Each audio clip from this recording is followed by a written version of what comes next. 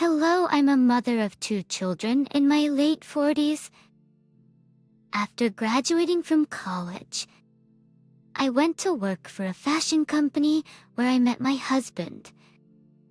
My husband was an employee of the company that our company did business with. We met on business, but it developed into a romantic relationship. Because my dad ran a small business, our family lived well enough. We would lend money to others, but we never had to borrow money. My parents managed their finances well. My husband started his own business while dating me. Then, 6 months later, he proposed to me. I will make my business successful like your father, so that won't make my wife and children suffer. So just trust me once. In fact, I also wanted to marry my husband, so I had already told my parents that I had a boyfriend. When I told them that I wanted to get married, my dad didn't seem to like it. If he had started his business, he would be very busy because of it. For his company to become stabilized, he would have to suffer for several years, and he won't be able to come home sometimes. I don't like it that he wants to get married first. I told my dad. I have worked with him as he was in charge of the company our company dealt with, but he's definitely a capable person. He works very well and solves problems. So why don't you wait until you meet him before you prejudge him? My dad agreed with me to meet with him and asked me to bring him over to our house. When my husband met my parents, he greeted them confidently. How are you? I'm Jason Walker. I am confident that I will make Janet very happy. Please trust me. When he said that, my mom smiled, saying that he was cute. My dad just looked at him as my husband stated himself so clearly and said, "It's not that easy to run a business and take care of your family. Since you are saying that you really want to marry my daughter, so I am warning you that you must have a strong conviction. If you have any questions, you shouldn't hesitate and just ask for my help. I will try to help as much as I can." My dad patted my husband's shoulders. My husband seemed moved by my father's encouragement and said thanks to my father repeatedly. So we started to prepare for our wedding, and my mother-in-law treated me very kindly. My husband had 4 older sisters, but she forbade her daughters from interfering with my husband's wedding, and they couldn't even call me. Now that I look back, there was a big calculated reason behind it. She thought that I may not want to get married if sisters interfered with my wedding so much, so she forbade them to contact me. Nevertheless, I was grateful to my mother-in-law for doing that, and I also tried to repay her kindness as best as I could. As a result, I ended up buying many more wedding gifts than I had originally planned. And when my mother-in-law made casual remarks as we shopped that she liked something, I made a mental note and bought all of them for her. In retrospect, she was the kind of person who knew how to manipulate people to behave the way she wanted. One time before we got married, my mother-in-law told me that she wanted to brag in front of her friends and called me to her gathering. "This is my daughter-in-law, Gina Walker. Isn't she so pretty? Their daughters-in-law look this cute and gracious." She kept complimenting me and said, "Why do you think I spend money even though I hardly have any money to treat you to this expensive restaurant?" It is all because I am so happy for having a daughter-in-law like her. Because I appreciated her kindness toward me. I was the one who paid for the dinner. My parents also felt that my husband probably spent a lot of money to start his business, so in consideration of my husband, my parents paid for most of the expenses for the wedding, which amounted to a lot of money. I guess it was also because I was their oldest daughter. That's how we began our newlywed life in London with great blessings from both sides of the family. I could see how hard my husband tried his best, even though he often came home from work late. He tried to help me with house chores, and he would get up earlier than me on weekends, always to do the house cleaning. I started to trust him more, and eventually, I got pregnant and had our first son. It was 2 years after we got married. My husband became busier because he was expanding his business, but he was at my side and was very happy about our baby. His mother also was very happy, bragging all around her neighborhood that her first grandson was born, sharing cakes with him. Just around that time, my husband started to ask for money from my father. "Darling, do you think you can ask your father to help me out with my business operating funds?" "Wait now. I got some clients and I need to secure them. Can I ask for your help?" At first, I felt it would be great if his business got bigger, so I asked my father. He happily lent his hand to give the money to my husband. However, once turned into a second time, then into several times. In the meantime, I gave birth to my second child, a daughter. My husband came to the hospital late, but he did see our daughter being born. I would have been somewhat sad to have only sons, but we got a daughter. I'm so lucky to have a wife like you and a father-in-law like your dad. Thank you so much. He brought me a bouquet of roses and gave it to me. My mother-in-law also was happy. However, after I had our second child, my husband said that he became busier and couldn't pay any attention to our home. Of course, I understood my husband's situation and always encouraged him. "You are working so hard for the business. I know from watching my dad doing business that it is not something you can handle by just sitting down. Don't worry about home and think about your health and eat well. That's good for your health and work. I can't take better care of you right now, but when our kids are older, I'll make you a lot of healthy food and do better." As my husband started to come home later and later, he sometimes said that he had to work all night and did not come home often. At first he stayed out all night once a month, but it started to increase at least once a week.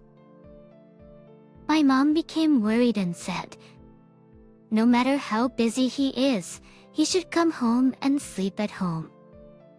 Your father also never spent the night out unless he went on a business trip. You need to set the rules. Otherwise, sleeping out of home becomes a habit. You need to talk with him and make sure he doesn't sleep away from home often. But he is so busy these days. He's trying so hard to get more clients, so rather than trying to help him, if I nag at him, would that be helpful to me or him? You've watched Dad, so you should know." It said that if he feels bad at home, things do not go well when he is working outside. So you used to be always so careful. Yet, why are you telling me to nag at him? I defended my husband. On the other hand, I understood why she was worried. In retrospect, my dad always called whenever he was away on business and checked to make sure everything was fine at home. However, my husband often did not even call and just did not come home. Honey, I know you are very busy now, but please try to come home and sleep at home whenever possible. And please call me if you are staying out.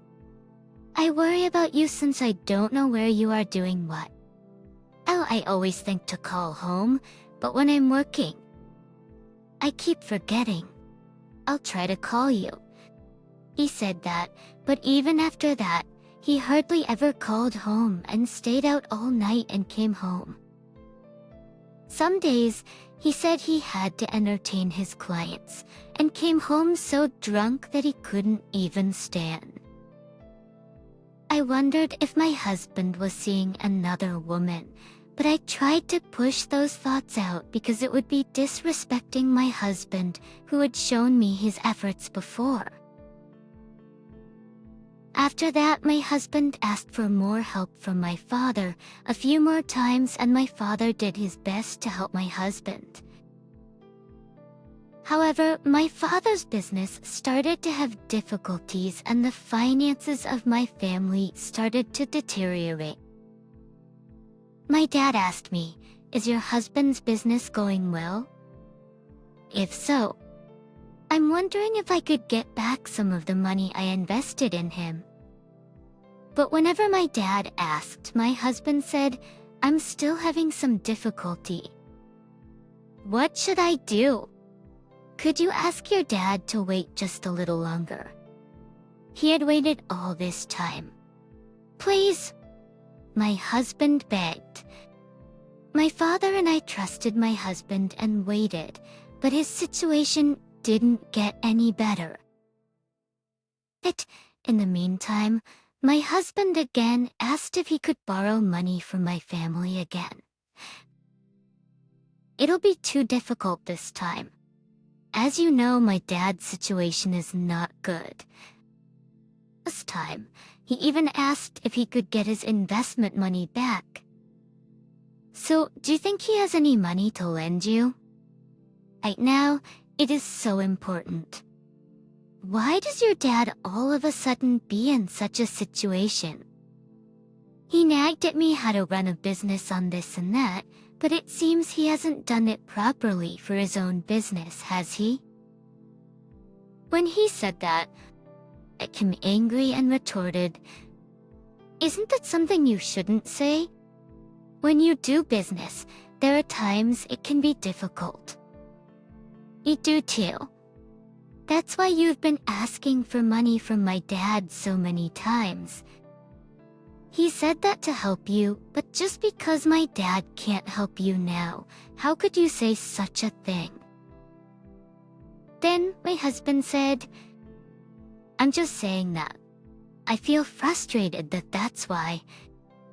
But where could I get some money?" He said angrily and just went out. I was speechless, but I tried to be understanding that he was being like that because things were hard for him. However, my dad's business didn't show any sign of improvement, and I could see that my husband was keeping his distance from my dad more and more. He used to call my dad 2 or 3 times a week to ask how my dad was doing, but he no longer called him. "What's your husband doing these days? He hasn't called me at all." I told my dad, "He's very busy. As you know, everyone is having a hard time, so he is working like crazy at work." I made an excuse, but my dad sighed. "Right, it's difficult. Still, he could call to say hello." My dad said that, but I believe he knew what was going on. At night, I told my husband, "You haven't been calling my dad at all these days." Then my father would feel hurt. Why don't you call once in a while to say hello? Really, you talk too much. Is your father feeling hurt that important? I'm having such a hard time, but who is it that is absolutely no help to me? If you want to put it that way, it's me who is feeling more hurt. He said that I needed to do this and that way in business, telling me that I am like his son and saying all those things. Yet he's not lending me any money with an excuse that his business is not going well. If he really thought of me as his son, I don't think he would treat me like this way. Dad is not lending you money on purpose. And what about you when Dad told you that he's having some difficulty and asked you to return some of his money several times? You had never given back, not even once. But your business isn't doing as bad as my dad's. You said that you thought of my dad as your real dad. Then, if he was your real dad, would you have done that? Then he snickered at me. Had need to have received something for me to think that way. Really, your parents are very fake. If I was his real son, I wouldn't have to do the business with so much difficulty. I just needed to inherit your father's business. If I want to work for your father's company, I don't think he would have faced this difficulty. That's when I finally could see how my husband was thinking. I could feel that from the very beginning, he was being nice to me because of my dad's company. I confirmed that from my mother-in-law's acting coldly and not behaving toward my kids as before. He's like on top of that, she even called me over to her house to put me to work, which never happened before. Why don't you come over and cook? Since I've been very considerate toward you all this time, by now you should just do it on your own. But why is it that you have no sense? Do I need to spell it out for you? When I offered to do some cooking for you, you told me not to. You said that you aren't that way. I could do that when your family offered money to my son's business. But now your family doesn't, so shouldn't you do some work? What is it that you could do for your husband? If you can't think that far, you should have some conscience. I felt like crying right then. I coaxed my young son who was crying and carried my baby daughter on my back and cooked in her kitchen. In the meantime, my mother-in-law went into her bedroom and did not even look at once. She said she loved her pretty grandchildren, but she didn't even glance at them. Then, I overheard her talking on the telephone. Oh my goodness. I've been lied to. I thought that her family was very well-to-do, but it was nothing but empty-handed.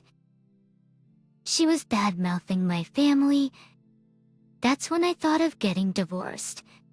I started to feel something was wrong with my husband too. One day, there was a phone call to my house, but when I took the call, someone just hung up the phone. Then, my husband ran out of the shower and took the phone into the bathroom. I couldn't delay it, so I hired a private detective and got my husband's phone record. I knew I should not have done it, but I wanted to know for certain. I suspected there were phone numbers that weren't stored in his phone directory that he phoned often. When I called that number, a woman answered. I hung up the phone right away and went to my husband's company the next day. My husband had an errand to do and was not in. The staff said he would call my husband. You don't need to call him. I could just talk to him at home. Just tell him that I came by later. I could just talk to him at home, just tell him that I came by later. I went across the street and went into a cafe and kept a watch on my husband's building. Then, I saw my husband getting off his car with a woman. They had their arms in arms together and walked over to the front of the building, then parted. I waited for my husband to come home. When he arrived, I asked, "Who was that woman with you in front of the building today? I went to your work and saw you two who looked very chummy." But my husband didn't even bother to make any excuses and declared, "That's my first love. I met her by accident not long ago. And she had divorced her husband and is operating a pretty successful business. Since we have something in common, we could understand each other's situation well and could communicate well. It's different compared to you." Then he just left. I felt as if I had been hit over my head with a baseball bat. I couldn't do anything and just sat there for a long time. A few days later, my husband asked me for a divorce. "I admit that I have come this far because of you. But this is our limit. You no longer like me anyway. My heart isn't there anymore. So I can't live like this any longer. So let's have a clean divorce, okay?" "Fine. Then you pay back every penny that you took from my dad. I can't give you the divorce until I get that money back from you." I also said it very strongly. A few days later, I was coming back from dropping off my kids at the nursery school and found some men who were taking all of my and my children's furniture out of our house. "What are you doing? Why are you taking all my stuff outside? Where are you from to be doing this?" I screamed at them. We're just doing what that grandma inside told us to do." They replied rudely. Etc. I rushed inside to find my mother-in-law, sitting on the sofa in the middle of the living room, and was ordering the people. "Asked around, Mother, what is this all about? Why are you taking our children's beds and desks? My dressers too. I heard that you now know it all, that your husband met his first love in college. I won't talk long. There's no need to live together since you are no longer helpful to each other. It's better to go your separate ways. And Weathers, when the kids finish from their school, take them to your parents' house." "Are you saying that you are sending all this stuff to my parents' house?" "I can't leave like that. How my father helped your son. The reason your son can do business is all owed to my father's help. I won't move one step from here unless your son pays back every penny of my dad's money." Then she said, "Is there any evidence? Is there any receipt that your dad lent money to my son? There's no contract. Don't say ridiculous lies and get out of this house right now." Then she pushed me out of the house. I kept screaming and crying, but it was no use. The movers who loaded up the furniture seemed to know what was going on and looked pitifully at me and comforted me, saying they would drive me home. So I took my kid and went to my parents' house and just cried quietly. And from injustice, my mom also gritted her teeth and cried silently. My father called me quietly and said, "Just forget it. I will forget everything too. I was suspicious of your husband, so even though my company was doing better, I did not say it on purpose. I made sure that no words got out. As I suspected, he was vying for my money. I trusted him as my son-in-law and did not write up a promissory note and lent him money. That's my fault. My dad comforted me. I couldn't say anything but said I was sorry. That's how I got divorced, and not long after that, my father passed away. He suddenly had a heart attack, and I think it was due to stress. I did contact my ex-husband, but as I expected, he didn't show up at the funeral. After that, my mom and I reorganized my father's company and hired a professional CEO to run it, and I started an internet shopping mall with the money my father left me. Since I continued my friendship with the people I met when I was working at the fashion company, I was able to get their help. I designed the clothes myself and went to the wholesale market to get the fabrics and handmade my own brand. They were well received over imported or factory-made clothes. I got a lot more members who signed up as my customers, and my sales continued to go up. I had a hard time in the middle, but I thought of my dad and the kid and persevered. After a few years, my shopping mall became much larger and was able to have many employees. I guess you could say that I hit the jackpot. Around that time, my staff told me that my husband had called me several times. I didn't say anything, but I did not feel good about it. I was sure that my husband heard the news about my company making a huge growth. Then, a few days later, he came to see me. Up to my employee to tell him that I couldn't meet him because I was too busy, but he kept saying he would wait. But I just ignored that and continued to work. I was on my way out to eat lunch when my husband saw me. "You're looking good. So are you. Let's talk." He was so thick-faced and had the gall to talk to me as if nothing had happened. "I'm very busy, so I have no time to see you." "Then, how about tomorrow? That time is good for you."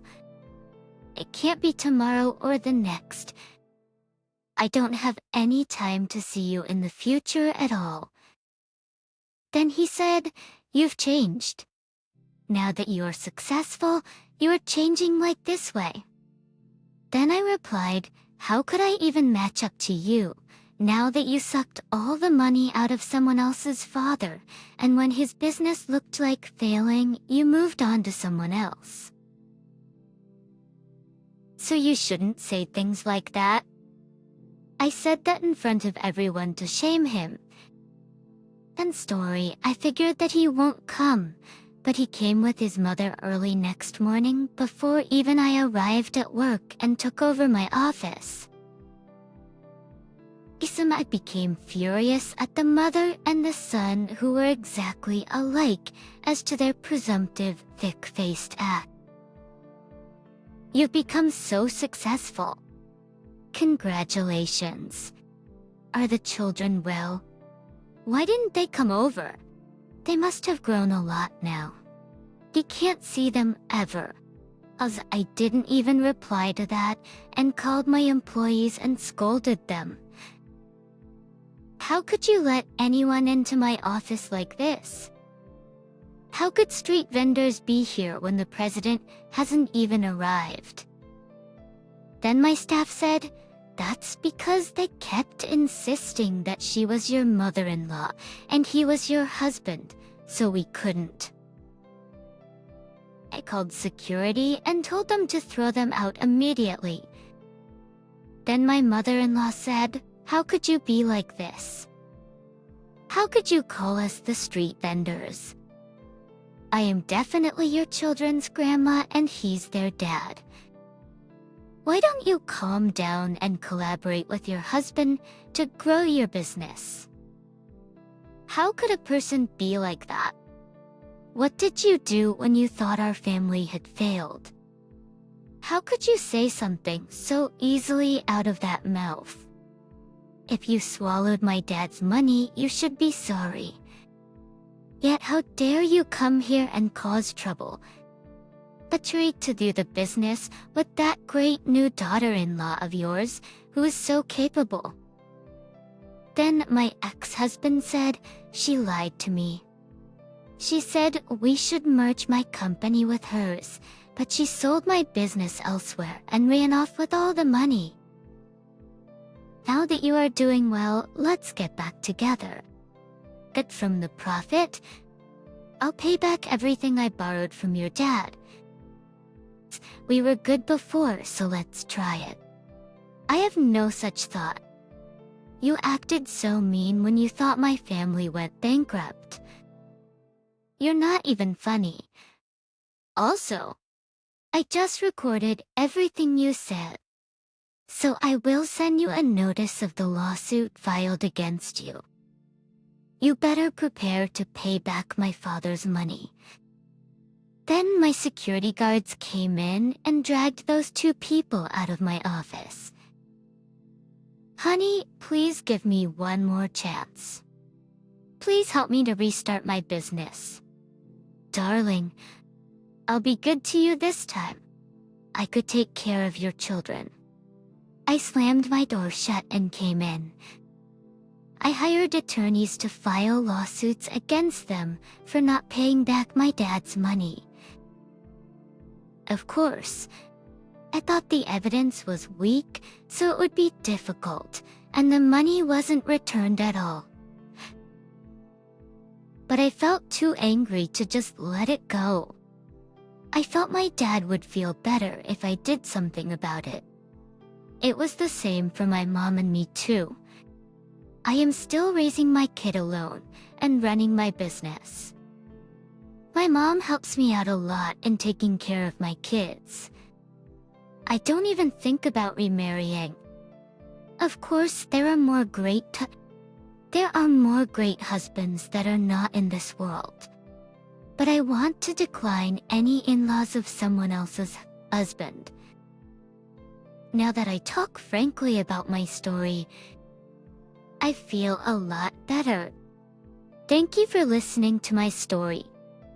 I hope that only good things happen to you in abundance.